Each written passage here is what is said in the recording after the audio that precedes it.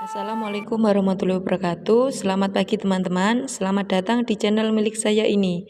Perkenalkan, nama saya Rinda Septianingrum dari Prodi PPKN Angkatan 2017 Universitas PGRI Banyuwangi. Pada video kali ini, saya akan membahas tentang hasil resum buku saya yang berjudul Ekonomi Pembangunan. Nama pengarang oleh Irawan M. Suparmoko. Penerbitan oleh Fakultas Ekonomi Universitas Gadjah Mada, Yogyakarta. Pada pembahasan pertama, pada abad ke-20 ini timbul pertanyaan mengapa tingkat perkembangan di banyak negara tidak seperti yang diharapkan. Paham liberal telah dihadapkan dengan perkembangan yang pesat di Rusia. Dengan adanya kejadian tersebut, maka penyelidikan mengenai pembangunan ekonomi mempunyai arti praktis dan penting lebih setelah Perang Dunia Kedua berakhir. Keadaan tersebut terjadi adanya kenyataan bahwa banyak negara yang mengalami perkembangan di dalam pendapatan nasionalnya dan juga perbedaan tingkat hidup antara negara yang satu dengan negara yang lain.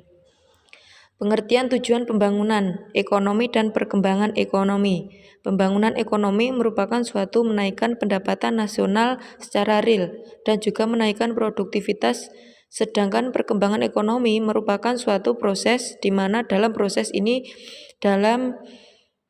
terdapat bermacam-macam elemen agar perkembangan ekonomi dapat berjalan dengan baik.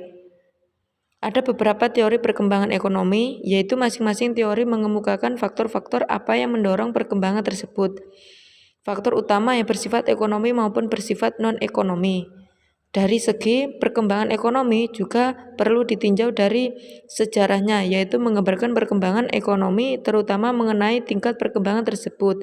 Masalah selanjutnya adalah bagaimana perkembangan ekonomi itu dilaksanakan, dan masalah ini menyangkut bidang kebijaksanaan yang bergantung pada keadaan waktu dan tempat. Dikatakan ada pertumbuhan ekonomi apabila terdapat output dan ada perkembangan pembangunan ekonomi. Kalau tidak hanya terdapat lebih banyak output, tetapi juga perubahan-perubahan dalam kelembagaan dan pengetahuan teknik dalam menghasilkan output yang lebih banyak. Oleh karena itu, orang yang memiliki sikap yang berbeda-beda terhadap pembangunan ekonomi, ada orang yang menghendaki suatu perubahan dalam cara hidup. A. Manfaat pembangunan, perkembangan ekonomi. Dengan adanya pembangunan ekonomi, maka output atau kekayaan suatu masyarakat atau perekonomian akan bertambah. B. Kerugian-kerugian dalam pembangunan ekonomi. Berupa kesulitan atau kerugian yang diderita oleh masyarakat, ada orang yang menganggap bahwa tingkah laku atau lembaga yang diperlukan untuk melaksanakan pembangunan ekonomi kurang baik dan tidak diinginkan. Menurut Malthus, untuk adanya perkembangan ekonomi diperlukan kenaikan jumlah kapital untuk investasi yang terus-menerus. Akan tetapi dari mana kapital investasi itu didapat? Jadi menurut Malthus, adanya perkembangan ekonomi atau kenaikan produksi dapat diharapkan apabila ada tabungan yang digunakan untuk keperluan investasi, yaitu sebagai sumber kapital dan juga merupakan penghemat karena memperkecil jumlah permintaan efektif. Sifat-sifat umum negara sedang berkembang. Negara sedang berkembang dewasa ini mempunyai beberapa sifat yang berbeda dengan negara yang relatif sudah berkembang. Sifat-sifat tersebut merupakan aspek khusus daripada kemiskinan, terutama sifat-sifat sosial dan ekonomi negara yang sedang berkembang. Setiap orang dapat mengetahui belum berkembangnya suatu negara bila ia melihat sendiri keadaan di situ. Keadaannya adalah miskin. Orang-orang desa hidup pada tingkat subsistensi. Ada beberapa orang yang kaya dan orang yang hidup mewah. Sistem baik tidak baik. Pinjaman yang kecil berasal dari orang yang punya uang yang biasanya bersifat menghisap. Aspek-aspek kemiskinan. Baldwin dan Mayer mengemukakan 6 sifat ekonomis yang terdapat di negara-negara miskin atau sedang berkembang, yaitu 1. Negara tersebut merupakan produsen barang-barang primer. 2. Menghadapi masalah tekanan penduduk. 3. Sumber-sumber alam belum banyak diolah. 4. Penduduk masih terbelakang dari segi ekonomi. 5. Kekurangan kapital oleh orientasi perdagangan ke luar negeri. Teori-teori perkembangan ekonomi. Aliran klasik. Aliran klasik muncul pada abad ke-18 dan permulaan ke-19, yaitu di masa revolusi industri, di mana suasana waktu itu merupakan awal bagi adanya perkembangan ekonomi.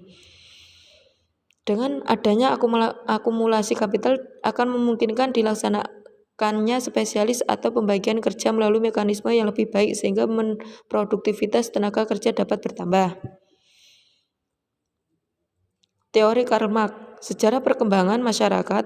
Karl Marx mengemukakan teorinya berdasarkan atas sejarah perkembangan masyarakat di mana perkembangan masyarakat melalui 5 tahap. A. Masyarakat komunal primitif. B. Masyarakat perbudakan. C. Masyarakat feodal. D. Masyarakat kapital. E. Masyarakat sosialis. Teori Schumpeter merupakan perkembangan ekonomi bukan merupakan proses yang harmonis ataupun gradual, tetapi merupakan perubahan spontan yaitu merupakan gangguan terhadap keseimbangan yang telah ada. Proses perkembangan ekonomi. Pada pokoknya yang memegang peranan ialah adanya nilai lebih surplus value. Di mana ada nilai lebih di situ, perekonomian akan berkembang. Jadi perkembangan ekonomi disebabkan oleh keadaan perekonomian di situ mampu menghasilkan nilai lebih tinggi di atas nilai tenaga kerja. Pendapatan neoklasik mengenai perkembangan ekonomi dapat diiktisarkan sebagai berikut. Adanya akumulasi kapital merupakan faktor terpenting dalam perkembangan ekonomi. Kedua, perkembangan itu merupakan proses yang gradual. Tiga, perkembangan merupakan proses yang harmonis dan kumulatif. Peranan penduduk dalam pembangunan ekonomi. Ada 4 aspek penduduk yang perlu diperhatikan di negara yang sedang berkembang. 1. Adanya tingkat kelahiran yang relatif tinggi. 2. Adanya struktur umur yang tidak favorabel. 3. Tidak adanya distribusi penduduk yang seimbang. 4. Tidak cukupnya tenaga kerja yang terdidik dan terlatih. Menurut anggapan Malthus, negara yang sedang berkembang disebut dengan perangkap pada keseimbangan pendapatan yang rendah, yang berarti bahwa tingkat penghasilan dan subsistense apabila terdapat kenaikan penghasilan yang sedikit akan mengakibatkan penduduk berkembang lebih pesat. Pemanfaatan sumber-sumber manusia atau human resources. Yang kita maksud dengan human resources ialah penduduk sebagai suatu keseluruhan di mana negara sedang berkembang. Batas umur angkatan kerja lebih besar daripada negara yang telah maju. Hanya saja kuantitas dan kualitasnya lebih rendah di negara sedang berkembang daripada di negara maju. Di negara yang sedang berkembang, pengangguran dapat digolongkan ke dalam 3 jenis, yaitu pengangguran yang kelihatan, pengangguran tak kentara, pengangguran potensial, pengangguran yang kelihatan. Pengertian dan fungsi kapital. Yang disebut kapital ialah semua bentuk kekayaan yang dapat digunakan langsung maupun tidak langsung dalam produksi untuk menambah output. Kapital sebagai alat pendorong perkembangan ekonomi yang meliputi investasi dalam pengetahuan teknik, perbaikan dan pendidikan, kesehatan, pengetahuan teknik dan keahlian. Pada umumnya dapat dikatakan bahwa kapital itu merupakan hasil daripada merupakan sebab perkembangan ekonomi, dalam arti bahwa kemajuan perekonomian selalu menambah jumlah kapital dalam masyarakat, sedangkan kenaikan dalam jumlah kapital mungkin tidak menyebabkan majunya perekonomian. Penggunaan kapital, apa yang digunakan sebagai kriteria untuk menggunakan kapital itu? Nah, ini kriteria investasi ada beberapa macam, di antaranya adalah sebagai berikut. Yang pertama, kriteria neraca pembayaran. Kedua, kriteria produktivitas sosial marginal. Ketiga, kriteria intensitas faktor-faktor produksi. Keempat, kriteria bagian investasi kembali. Besar kecilnya investasi dipengaruhi ada 2 teori, yaitu teori usaha perlahan-lahan atau gradualis dan teori dorongan besar atau big push. Peranan sumber-sumber alam. Adanya ketersediaan sumber alam itu sendiri tidak cukup untuk mengadakan perubahan ekonomi, dan juga tidak adanya langkahnya sumber alam itu sendiri bukan pula merupakan sebab dan halangan untuk mencapai kemajuan ekonomi. Jadi konsep sumber alam mencerminkan penafsiran atau penilaian manusia dalam hubungannya dengan kebutuhan-kebutuhan kehidupan sehari-harinya. Motif-motif inovasi digolongkan menjadi 3 macam, yaitu motif-motif inovasi di negara barat, yang kedua motif-motif di Uni Soviet, ketiga motif-motif di negara yang sedang berkembang. Halangan dalam menggunakan penemuan baru dapat digolongkan dalam 3 faktor, yaitu faktor-faktor ekonomis, faktor-faktor sosial budaya, adanya tekanan dari beberapa orang yang berkuasa. Beberapa prinsip yang harus diperhatikan adanya inovasi berhasil di negara sedang berkembang adalah terlebih dahulu mendapatkan pengertian yang mendalam tentang sistem kebudayaan di mana perubahan-perubahan akan terjadi. B. Bahwa perkenalan inovasi sesuai dengan kebutuhan masyarakat dan bukan kebutuhan orang di luar masyarakat. C. Teknik yang baru hendaknya cocok dengan prinsip-prinsip kemasyarakatan yang ada. D. Perlu memelihara dan melindungi saluran atau kemajuan dan kepuasan dan dalam harapan-harapan. Teknologi dan fungsi wira swasta. Pengertian teknologi. Dalam arti biasa teknologi berarti suatu perubahan dalam fungsi produksi yang nampak dalam teknik produksi yang ada. Jadi, yang dimaksud dengan perubahan teknologi termasuk perubahan dalam fungsi produksi dalam suatu kegiatan yang mana dapat menambah hasil dengan input tertentu. Perubahan teknologi menyebabkan tambahan produksi yang dengan sumber yang sama ataupun jumlah output yang sama tetapi dengan input yang lebih sedikit. Jadi bukan dalam jumlah yang lebih banyak untuk barang yang sama. Penyebaran teknologi mengenai saat terjadinya invensi adalah berhubungan erat dengan keadaan ekonomi, keadaan kebudayaan, sebagaimana Mayer dan juga Montauk mengatakan bahwa jadi invensi yang besar pada revolusi industri tertentu. Tahap-tahap perkembangan ekonomi. Menurut Friedrich List adalah seorang penganut paham laissez-faire. Ia berpendapat bahwa sistem ini dapat menjamin alokasi sumber-sumber secara optimal.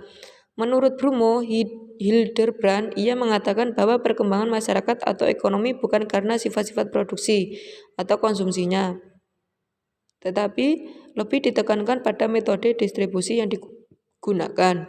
Menurut Karl Burns mengatakan perkembangan ekonomi menurut dia adalah melalui 3 tingkat, yaitu produksi untuk kebutuhan sendiri, perekonomian nasional, serta perekonomian di kota.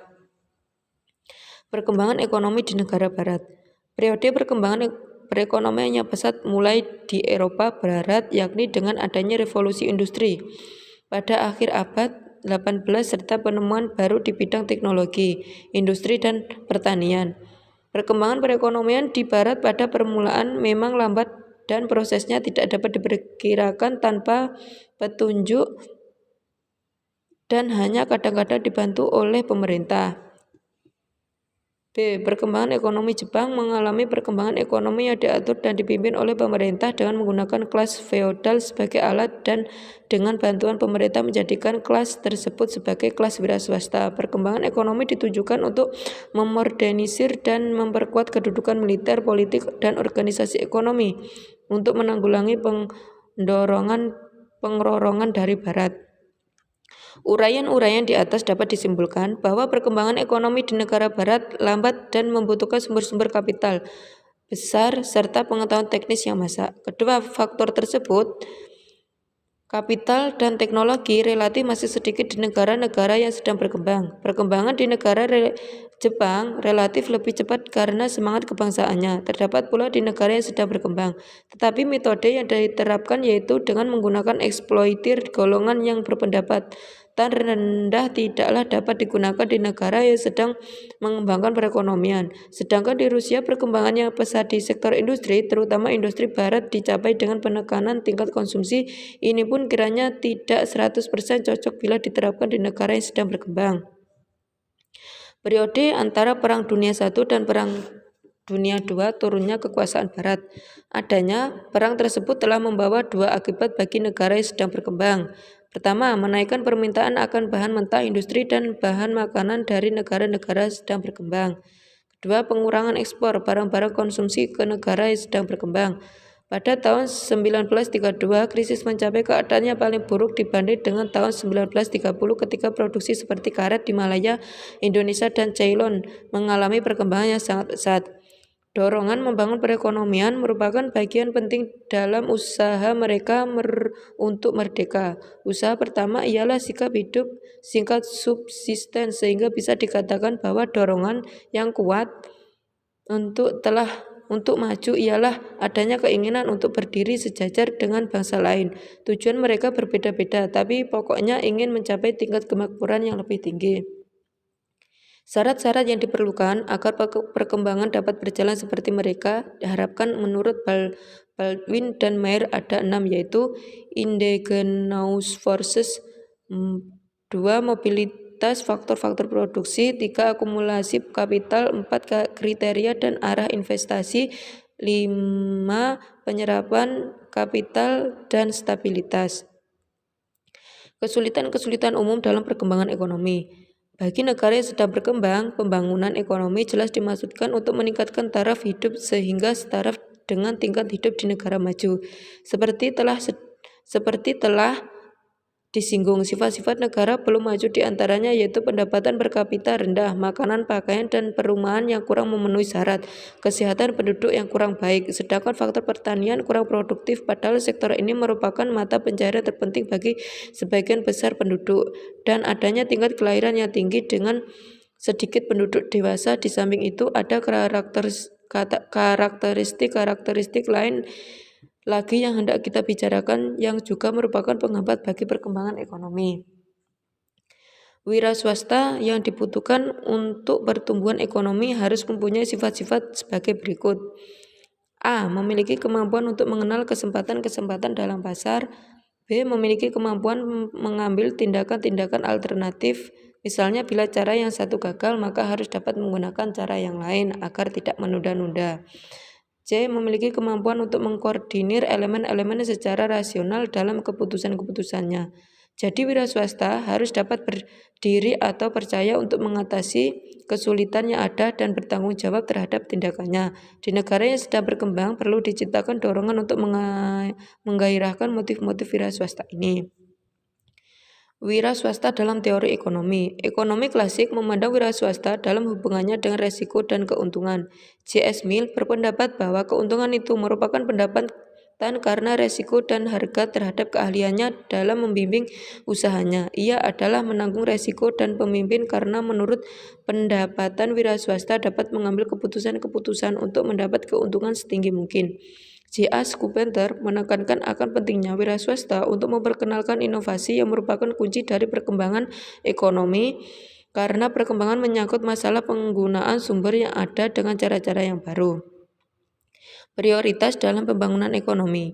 Bila beberapa tujuan tersebut di atas itu hendak dicapai, maka kebijaksanaan ekonomi hendaknya disesuaikan dengan kepentingan komparatif masing-masing. Tujuan yang ditentukan oleh struktur dan sistem penilaian dari masing-masing negara yang bersangkutan.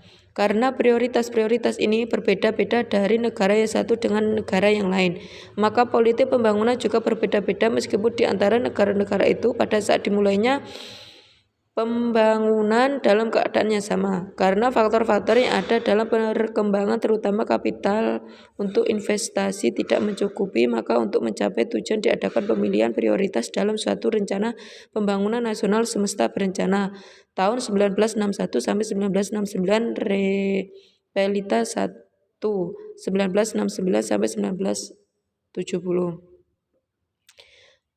Tujuan politik untuk pembangunan ialah menghilangkan keadaan yang tidak seimbang tadi. Karena itu investasi hendaknya jangan seimbang, tetapi menurut perbandingan tertentu bagi masing-masing sektor hanya untuk menitik beratkan pada sektor-sektor yang belum berkembang. Jadi pembangunan harus seimbang sedemikian rupa sehingga saling melengkapi dengan keseimbangan yang ada. Untuk mengimbangi ketidakseimbangan ini, maka investasi untuk selanjutnya harus dirubah. Jadi setiap kali harus diadakan perubahan dalam investasi seperti halnya di Inggris pada waktu revolusi produksi pada faktor yang sudah menonjol sebagai penarik kemajuan teknik di sektor yang sudah maju dan banyak hasilnya. Segi positif dan negatif dari pinjaman luar negeri. Yang pertama, dari segi positifnya, dari pinjaman luar negeri adalah ia merupakan sumber yang tidak sedikit peranannya dalam pembangunan ekonomi negara, termasuk di dalamnya pembangunan industri substitusi impor. Dari segi negatifnya, ialah bahwa dengan adanya pinjaman luar negeri, suatu negara menjadi terikat akan suatu kewajiban, yaitu kewajiban membayar kembali pinjaman tersebut berupa pokok pinjaman besar bunganya. Di samping segi negatifnya, perlu diingat bahwa sesungguhnya pinjaman luar negeri sering tidak terwujud devisa, melainkan perwujudan barang yang disediakan untuk diimpor dengan pinjaman yang diberikan kepada debitor. Kebijakan pemerintahan dan bantuan teknis. Cara lain untuk mendorong perkembangan ekonomi ialah dengan memberikan subsidi pada industri-industri tertentu. Biasanya cara ini lebih berhasil dalam memperbaiki terms of trade di negara yang menjalankan tarif proteksi. Di samping itu, tarif proteksi dapat menarik modal asing untuk diinvestasikan di negara tersebut. Sedangkan bantuan teknis, adapun yang dimaksud dengan bantuan teknis ialah mengatur untuk membentuk tim internasional untuk memberi nasihat kepada pemerintah negara yang belum maju dalam hubungannya dengan fasilitas untuk pendidikan di luar negeri bagi ahli dari negara tersebut. Mengatur penyelenggaraan latihan bagi teknisi dan memberikan fasilitas untuk membantu pemerintahan dengan menyediakan tenaga ini. Sekian penjelasan yang dapat saya presentasikan. Mohon maaf apabila ada banyak kesalahan dalam membaca maupun kata-kata yang kurang jelas. Terima kasih. Wassalamualaikum warahmatullahi wabarakatuh.